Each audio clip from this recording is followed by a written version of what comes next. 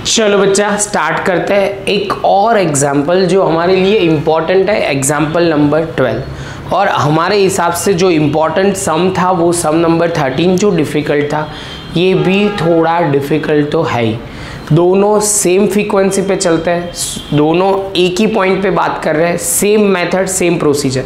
खाली मुझे समझाना इसलिए है कि जो बच्चे को वहाँ थोड़े डाउट रह गए या क्लैरिटी और एक्सपेक्ट कर रहे हैं तो वो फिर से ये सम देख लेंगे तो क्लियर हो जाएगा। चलो बच्चा तो स्टार्ट करते हैं। यहाँ पे हमें जो इन्फॉर्मेशन है हर बार की तरह इसमें भी दो अकाउंट दिए गए। एक अकाउंट का आपको रिकन्सिलेशन करना है, डायलॉग वो ध्यान रखना है। दूसरा डायलॉग वही अकाउंट रिकन्सिलेशन मतलब वही ट्रांजेक्शन या वही जो हमारे होंगे वो बैंक रिकन्सिलेशन स्टेटमेंट में आएंगे जिसमें हमें ये अकाउंट में इफेक्ट हो रही है। फिर से एक बार बोल रहा हूँ, वही ट्रांजेक्शन हम बैंक रिकन्सिलेशन स्टेटमेंट में लिखेंगे जहाँ पे हमें वो अकाउंट में इफेक्ट हो रही है। जैसे चलो बात करते तो ज़्यादा समझ में आएगा।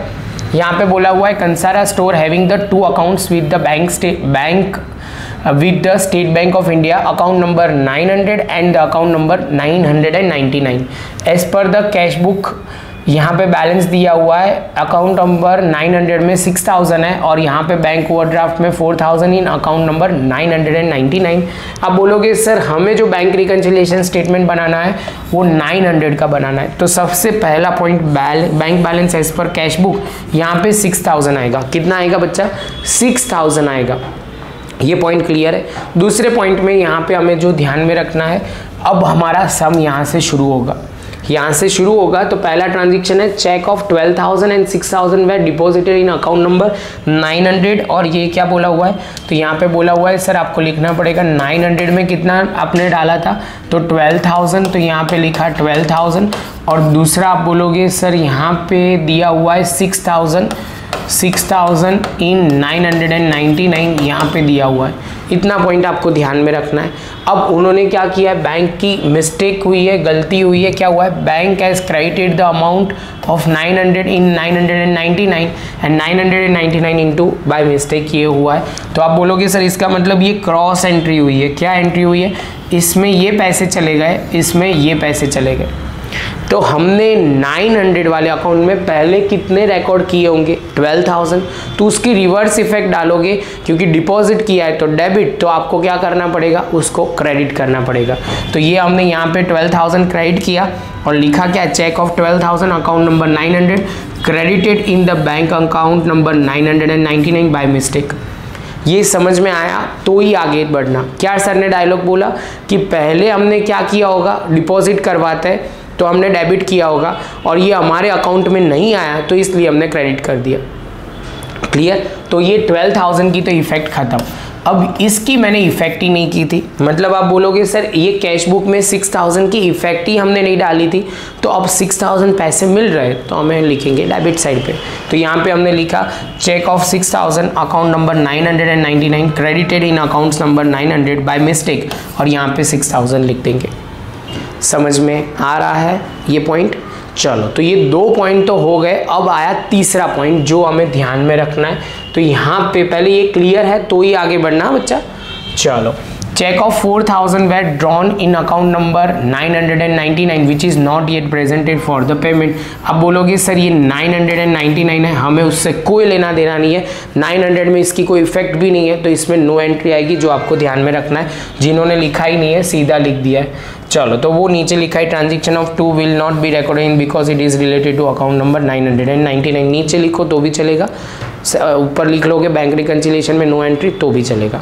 आगे चलते हैं। तो अब यहाँ पे दिया हुआ है थर्ड वाला cheque of total 4,000 were deposited in account number 900। वो बोल रहे हैं कि सर टोटल 4,000 के चेक 900 में रिकॉर्ड डिपॉजिट हुआ है, out of which one cheque of 1,200 were credited by bank in account number 900 by mistake. तो हमारे अकाउंट में 900 में कितने अमाउंट नहीं आई, फिर से एक बार बोल रहा हूँ 900 में कितनी अमाउंट नहीं आई है। तो 4,000 डिपॉजिट हुआ था, 1,200 हमारे में नहीं आई। तो आप बोलोगे सर ये डिपॉजिट किया होगा तो आपने पहले डेबिट किया होगा, अब हमें रिवर्स इफेक्ट डाल के क्रेडिट साइड पे डालना पड़ेगा। तो यहाँ पे हमने लिखा cheque 1200 not credited by bank in account number 900। ये अकाउंट नंबर 900 में लिखा नहीं, तो यहाँ पे आप क्या बोलोगे सर 900 वाला जो अकाउंट है उसके अंदर 1200 के चेक क्रेडिट नहीं हुए, तो आप बोलोगे सर वो क्रेडिट हो जाएगा। डिपॉजिट करवाते हैं तब डेबिट किया होगा, उसकी रिवर्स इफेक्ट क्रेडिट साइड पे। क्लियर? चलो आगे चलते हैं। थोड़ी स्पीड लगेगी बच्चा, लेकिन ये एग्जाम्पल है, तो ऑलरेडी मैंने ये पॉइंट आपको बोला था कि ये थोड़ा फास्ट हो जाएगा ही।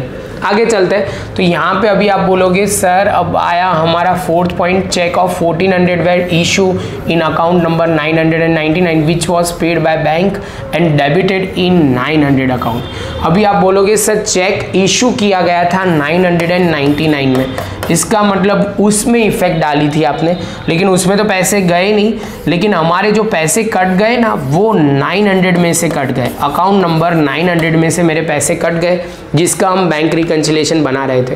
तो आप बोलोगे सर 900 वाले अकाउंट में से पैसे जाएंगे तो कौन सी साइड आ जाएगा, तो आप बोलोगे सर ये 900 में जाएंगे तो क्रेडिट साइड पे आ जाएंगे। तो यहाँ पे लिखा होगा check drawn on account number 999 debited bye bank in account number 900 by mistake. Clear? चलो आगे चलते हैं। तो अब आएगा हमारा है 5th 6th, तो ये वाला तो हमारा, हाँ ये 4th खत्म। तो अब है one customer has deposited directly 3000 and 4000 in account number 999 and 900। तो हमें तो 900 का ही देखना है, 900 में कितनी डायरेक्ट डिपॉजिट आई। तो आप बोलोगे सर हमारा 4000 डायरेक्ट डिपॉजिट आ रहा है, 4000 डायरेक्ट डिपॉजिट आएगा तो ऑलवेज डेबिट होता है। क्या होता है बच्चा? तो डेबिट हो जाएगा। तो यहाँ पे हमने लिखा amount credited in bank directly in customer, तो कितना लिखेंगे? तो आप बोलोगे सर 4000 और डेबिट साइड पे हम लिखेंगे। समझ में आ रहा है? पैसे सिंपल आ रहे हैं तो हमें आएंगे तो डेबिट साइड पे हम लिखते हैं। जो कैश बुक में रिकॉर्ड नहीं हुआ इसलिए हम लिखेंगे डायरेक्टली डेबिट साइड हम लिखेंगे। पैसे आ रहे हैं इसलिए कैश बुक में रिकॉर्ड नहीं है इसलिए डेबिट होगा। क्लियर? चलो आगे चलते हैं। तो ये था 5th। उसके बाद 6 bank has debited 200 as a bank charges in account number 900, और यहाँ पे आपको बोला गया है 999 में कुछ हुआ है जो कैश बुक में रिकॉर्ड करना बाकी है। तो बैंक चार्जेस हमारे लिए एक्सपेंस है तो पैसे जाएंगे तो क्रेडिट साइड पे हम लिखेंगे bank charges which is not recorded in cash book, तो 200 क्रेडिट साइड पे। डायलॉग वो ध्यान में रखना है कि बैंक ने डेबिट किया है तो हम क्रेडिट करेंगे, वो वाला लॉजिक भी अप्लाई करोगे तो काम आपका बन जाएगा। हमें एक सिंपल ध्यान में रखना है बैंक में क्या इफेक्ट होगी, पैसे जा रहे तो क्रेडिट साइड पे आएगा। उसके बाद बच्चा लास्ट दिया हुआ है cheque of 4000 were drawn from 900 out of which cheque of 1600 were not yet presented. Cheque issue but not presented, 1600 अभी तक रिप्रेजेंट नहीं हुए हैं। तो आप बोलोगे सर देखो चेक जब प्रेजेंट करते हो ना तो क्रेडिट साइड पे होता है। क्या होता है? क्रेडिट साइड पे होता है। और यहाँ पे आपको बोला गया है कि सर यहाँ पे आपको उसकी रिवर्स इफेक्ट डालनी पड़ेगी क्योंकि अभी तक वो आए नहीं है, हमारे बैलेंस कम नहीं हुआ है। तो अब रिवर्स इफेक्ट मतलब डेबिट साइड पे 1600, कितने चेक नहीं आए? 1600 के नहीं आए, तो 1600 हमने यहाँ लिख दिया। जैसे ये पॉइंट कंप्लीट होता है बच्चा तो टोटल करेंगे, ये साइड का डेबिट साइड का टोटल ज़्यादा है, ये क्रेडिट साइड पे डिफरेंस आया, तो हम क्या बोलेंगे? जो आया वो डिफरेंस हमारा बोला हो जाएगा यहाँ पे bank balance as per cash book था। क्या था? Cash book. तो हमें लिखेंगे क्योंकि ये डेबिट साइड ये हो बोला जाएगा क्रेडिट साइड पे, तो bank balance as per passbook बोला जाएगा। क्या बोला जाएगा? पासबुक। आपको ये पता होना चाहिए क्रेडिट बैलेंस होगा तो क्या बोलते हैं, डेबिट बैलेंस होता है तो क्या होता है, 4 चीज़ होती है। Bank balance as per cash book वो ऑलवेज डेबिट होता है, तो आप बोलोगे सर पासबुक के हिसाब से वो क्रेडिट बैलेंस होता है। Bank overdraft